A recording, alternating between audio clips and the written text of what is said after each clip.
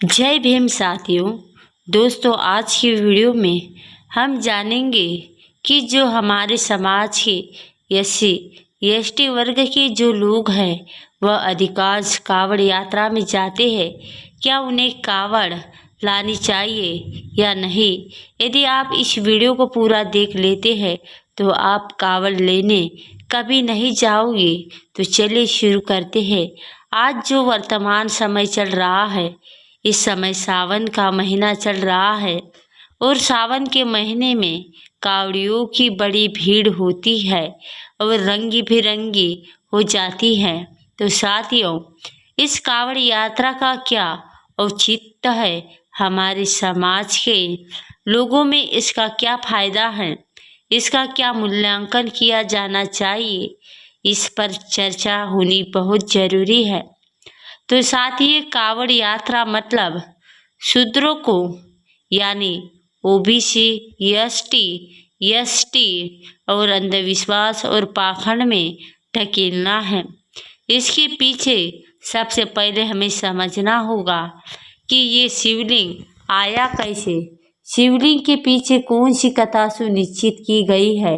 तो सबसे पहले ये जानना भी जरूरी है कि शिवलिंग एक गप्पो कथा है जिसे सुप्रीम कोर्ट के 1995 में एक लेटर जारी किया गया था, जो सभी राज्यों को जारी किया गया था, जिसमें शिवलिंग शब्द को उन्होंने रोक लगे थे। ये सार्वजनिक तौर पर ये बोले जाने वाले इस पर रोक लगाई जाती है। तो साथियों, जब शिवलिंग शब्द पर रोक सुप्रीम कोर्ट ने लगा देती है तो हमें ये समझना चाहिए कि शिवलिंग के ऊपर जितनी भी कथाएं हैं वह गप्पो कथा हैं। तो आइए इस गप्पो कथा का और कांवड़ियों के जो इस मौसम में, बारिश के मौसम में, चिलचिलाती धूप में मौसम में जो उन्हें अंधविश्वास और पाखंड में किस तरह की परेशानियां झेलनी पड़ती है, आइए हम उस पर चर्चा करते हैं। क्या ओबीसी, एसटी, एससी के लिए कांवड़ यात्रा क्या आधारपूर्ण है या आधारहीन है, इस पर हम चर्चा करते हैं। तो सबसे पहले हम चर्चा करेंगे शिवलिंग कैसे इन्होंने गप्प कथाओं में पैदा किया, लोगों के दिमाग में कैसे अंधविश्वास डाला, उस पर पहले चर्चा करेंगे। उसके बाद कांवड़ यात्रा पर चर्चा करेंगे। तो साथियों, रावण से आप सभी परिचित होंगे। रावण एक हिमालय पर्वत की गुफा में शिव की आराधना करने में लगा हुआ था। शिव की घोर तपस्या कर रहा था और उस घोर तपस्या में वह अपना जो सर था, अपनी तलवार से एक एक सिर को काटकर वह शिवलिंग पर सिर काटने के बाद वह जब 10वें सिर पर तलवार लगा रहा था, इस समय शिवजी प्रकट हो जाते हैं और कहते हैं कि नहीं रुको, मैं तुम्हारी तपस्या से खुश हुआ, प्रसन्न हुआ। जब रावण इस बात से आश्वस्त हो जाता है कि भोले प्रभु शिव मेरी तपस्या से प्रसन्न है, तो विश्वास कर लेता है कि नहीं, अब भोलेनाथ सचमुच ही मेरी तपस्या से प्रसन्न और खुश है। तो भोलेनाथ कहते हैं, सबसे पहले तो उनके 9 सिर वापस जोड़ देते हैं। जबकि उसके 9 सिर वापस जोड़ देते हैं तो कहते हैं कि हे रावण, मैं तुम्हारी तपस्या से प्रसन्न हूँ, अब तुम कोई भी एक वर मेरे से मांग सकते हो। तब रावण तो इसलिए तपस्या कर रहा था कि उनसे क्या मांगा जाए और सोचे क्या मांगा होगा, वही जो कभी किसी कोई को नहीं दे सकता। तो रावण ने शिव से उनका शिवलिंग ही मांग लिया, यानी मुझे अपना लिंग दे दीजिए।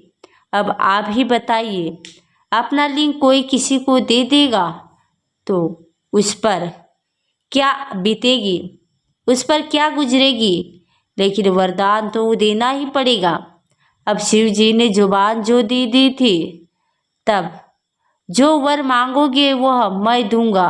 तो यहाँ पर आकर कुछ नहीं कर सकते थे और उन्हें अपना शिवलिंग देना पड़ा और कहा कि तुम्हें मैं वरदान तो देता हूँ, लेकिन साथ ही शिव ने एक शर्त और जोड़ दी, और इस शिवलिंग को ले जाते वक्त यदि कहीं जमीन पर इसको रख देते हो तो यह वहीं पर स्थापित हो जाएगा, इसे तुम वहीं से उठा नहीं पाओगे।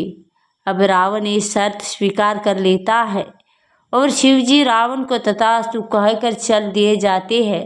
अब आप जानते हैं ही कि हिंदू धर्म का वरदान ये हवाला देना ही पड़ता है, और शिव ने दिया और रावण ने उस वरदान को, उस लिंग को अपने लेकर चल पड़ा।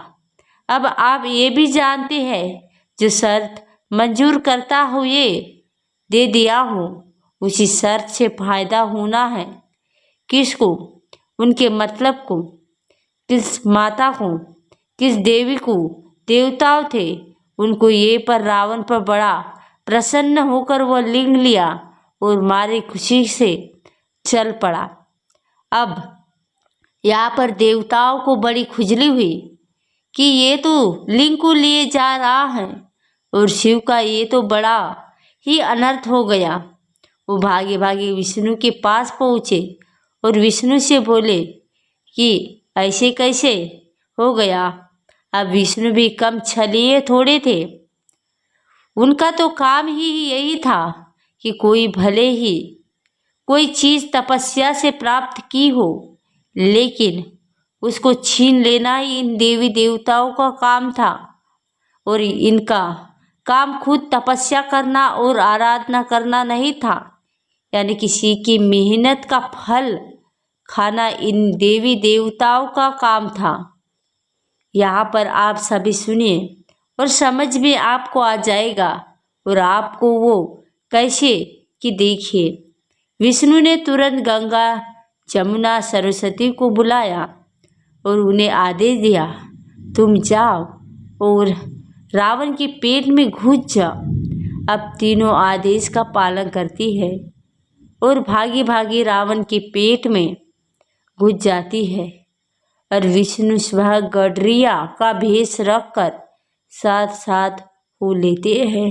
अब तीनों नदियाँ जिसके पेट में समाई गई हो तो निकलने की जगह तो ढूंढनी पड़ेगी। अब निकलने की जगह ढूंढने लगी तो रावण को बहुत जोर से पेशाब लगी। अब पेशाब करने के लिए बेचारा आतुर हो रहा था, परेशान हो रहा था, तो उसने राह चलते गडरिया से कहा, अरे भाई, तुम ये शिवलिंग पकड़े रहो और मैं पेशाब कर लूँ। तो उसने कहा, ठीक है, मैं पकड़ लूँगा, लेकिन बोला, भाई, मैं तुम्हें ये शिवलिंग एक शर्त पर दे रहा हूँ, इसको ज़मीन पर मत रखना क्योंकि बहुत गड़बड़ हो जाएगी। तो गडरिया बोला, ठीक है, तुम जाओ। तो छलिया जब वो छल ही करने आया ही था, तब उसके बाद रावण जाता है और पेशाब करने लगता है। तो जब पेशाब कर ही रहा था और जब गंगा जमुना सरस्वती इतनी बड़ी बड़ी नदियाँ घुसी हुई थी उसके पेट में, तो किसी का रुकना है, भला क्या वो धरा का धरा ही चल रहा था।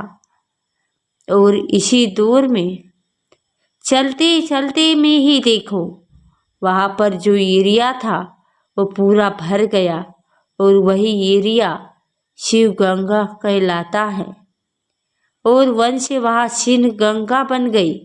तो वह आप सभी समझ सकते हैं, रावण का मूत्र ही शिव गंगा में है, लेकिन वहाँ के लोग वहाँ स्नान करने जाते होंगे। यह प्रचलन हो गया कि वह शिव गंगा ही है, शिव की जटा से निकलती है। तो यही अंधविश्वास और पाखंड हमारे समाज में जो भरोसा गया है और देखता गया है वह गडरिया उसको नीचे रख देता है।